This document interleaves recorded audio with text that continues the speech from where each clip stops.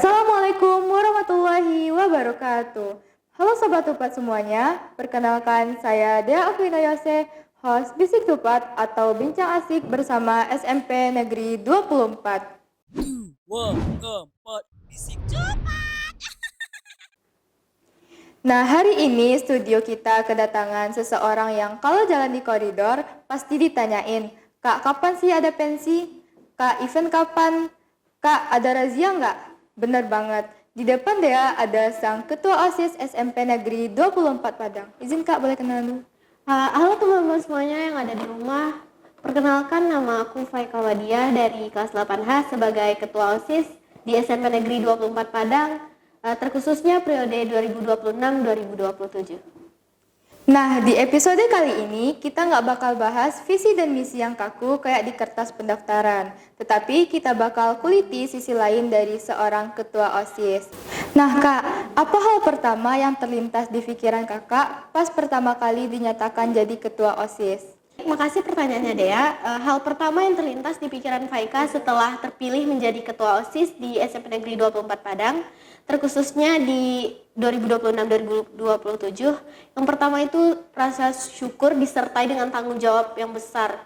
Soalnya sebelum menjadi Ketua OSIS, pandangan Faika terkait Ketua OSIS sebelumnya itu kayak dia tuh keren. Tetapi setelah Faika menjalani tugas sebagai ketua OSIS yang sebenarnya, itu ternyata banyak banget tanggung jawab yang harus dilaksanakan, banyak hal-hal kompleks yang harus dilakukan gitu.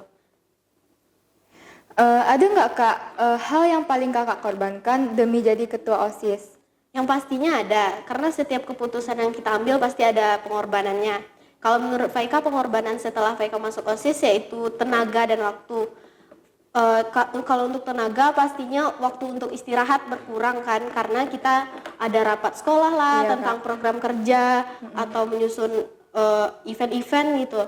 Terus kalau untuk waktu istirahat berkurang, waktu untuk membagi waktu antara belajar dengan organisasi. Jadi kalau kita benar-benar nggak pandai membagi waktu, pasti kita yang kewalahan sendiri gitu. Iya Kak. Setelah beberapa bulan jadi ketua OSIS, jabatan ini ternyata sekeren yang kakak bayangin atau malah lebih capek yang kakak kira? Sejujurnya sebelum menjabat, Faika memiliki bayangan bahwa menjadi ketua OSIS itu adalah sesuatu yang terlihat keren dan membanggakan. Oh berarti udah dibayangin ya Kak? Iya. Namun setelah Faika jalanin, Faika terasa kayak mempunyai tanggung jawab yang besar banget. Kayak setiap keputusan yang Faika ambil itu pasti punya dampaknya dan berpengaruh sama orang-orang di siswa-siswi SMP Negeri 24 Padang ini. Kayak biasanya kan ngambil keputusan untuk diri sendiri, tapi di titik sekarang ini buat ambil keputusannya buat semua orang gitu. Oke Kak, nah sebelum jadi ketua OSIS, kakak kan siswa biasa nih Kak. Apa sih keresahan terbesar kakak sebagai siswa yang akhirnya bikin kakak mutusin buat ambil tanggung jawab menjadi ketua OSIS?